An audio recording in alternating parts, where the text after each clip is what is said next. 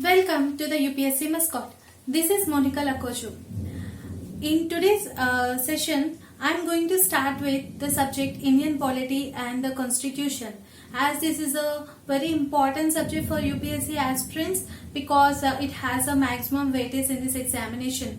So, in this session, we are going to deal with the historical background of the Indian Constitution, which is the chapter 1 in the part 1, the constitutional framework.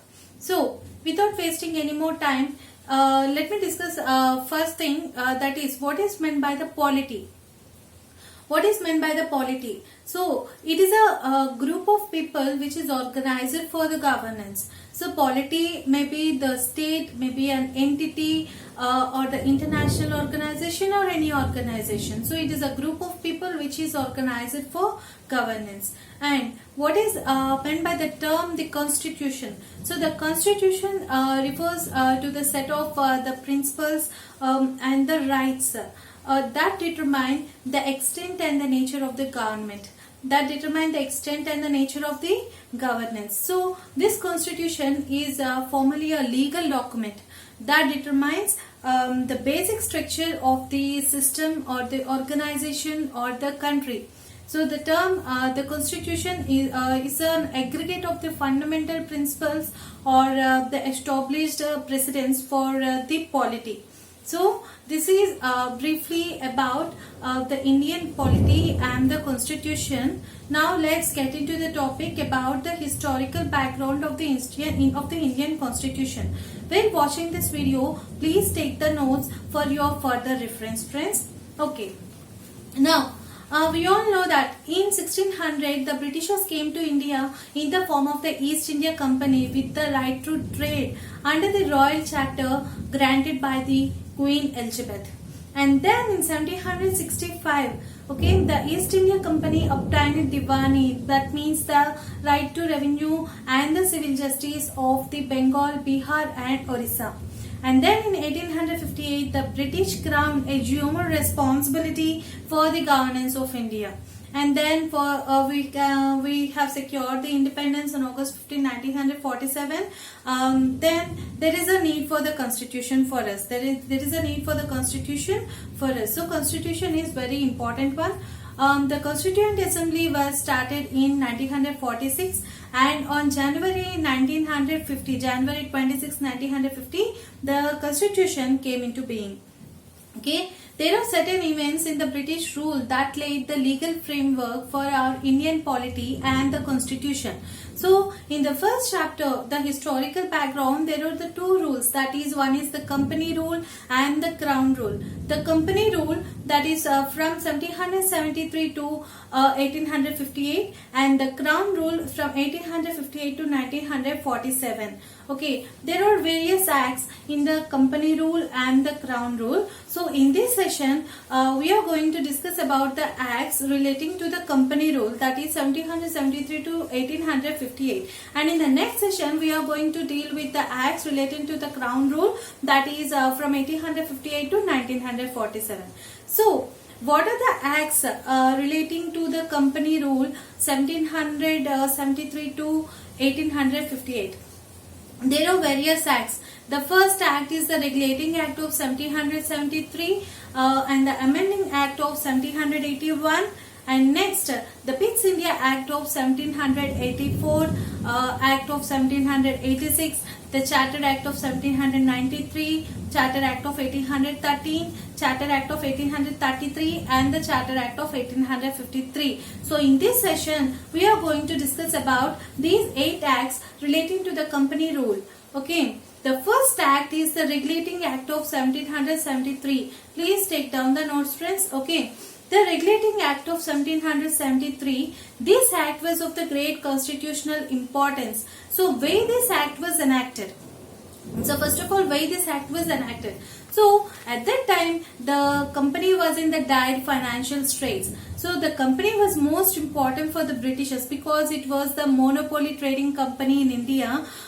So, it has to pay certain amount annually to the government for maintaining the monopoly. But it was unable to meet its commitment since 1768 America.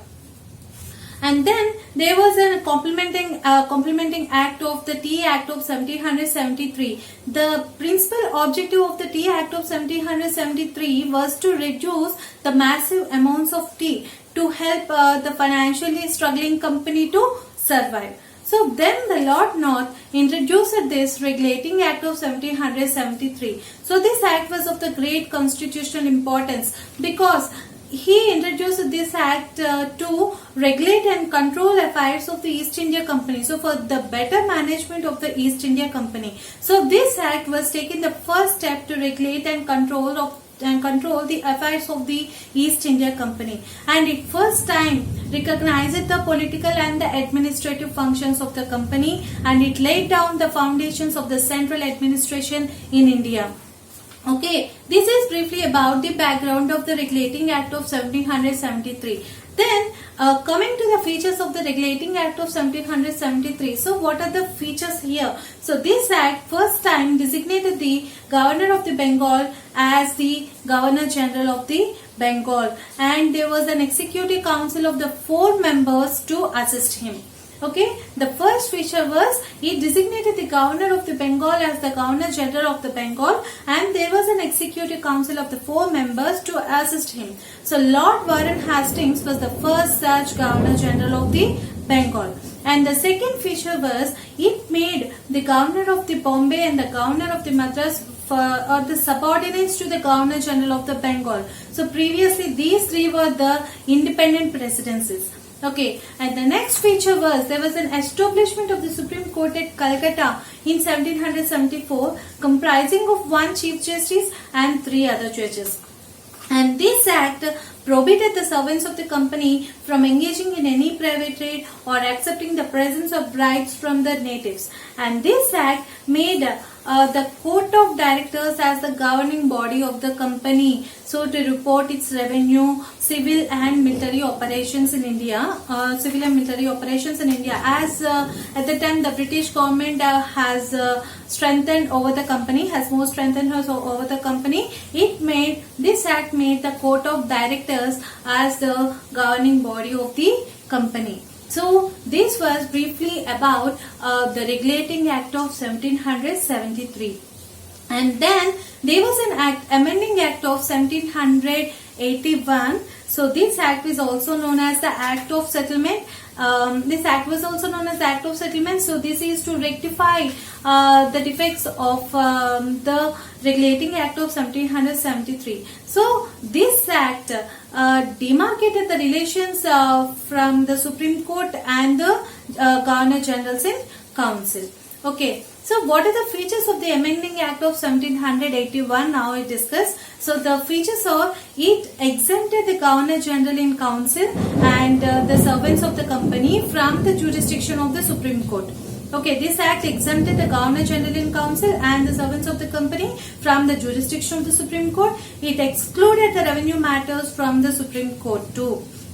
And this Amending Act has enacted the Supreme Court to have the jurisdiction over all the inhabitants of the Calcutta and to administer the personal law of defendants. That is, Hindus should follow the Hindu law, the Muslims should follow the Mohammedan law.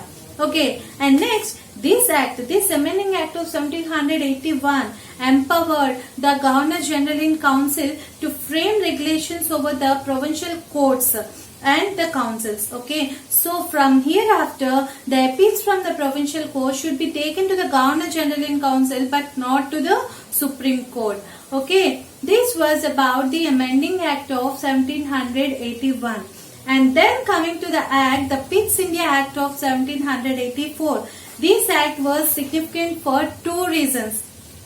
So the Pitt's India Act 1784 was significant for 2 reasons. The first reason was it first time called the company's territories in India as the British possessions in India.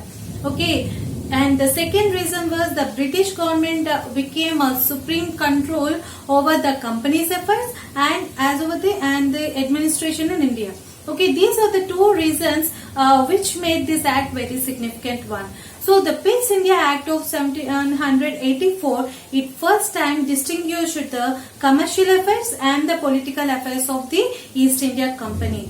So for managing the commercial affairs, it appointed the court of directors, and for managing the political affairs, it appointed the board of control. So this board of control will also supervise the civil and the military and the revenue operations of the company. So thus here a system of dual government was established.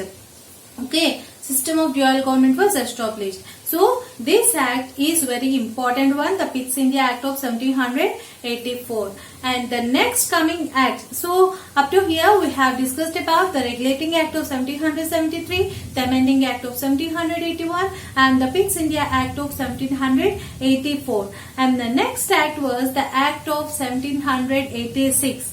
Act of 1786. So in 1786, the Governor General of the Bengal was at the time the Lord Cornwallis. Okay, Governor General of the Bengal. He accepted that position by placing two demands. So what are the two demands? So the two demands, the first demand was the power to override the decision of the Executive Council in special cases. Okay, the first demand was he needed power to override the decision of the Executive Council in special cases, and the second was he needs a post of commander-in-chief for the British troops, for all British troops in India. Okay, he needed a post of commander-in-chief for all British troops in India. So these two demands were authorized, and he accepted the position of the Governor General of the Bengal. So he was the Lord Cornwallis during this is 1786. So up to here it's okay. And the next one act was the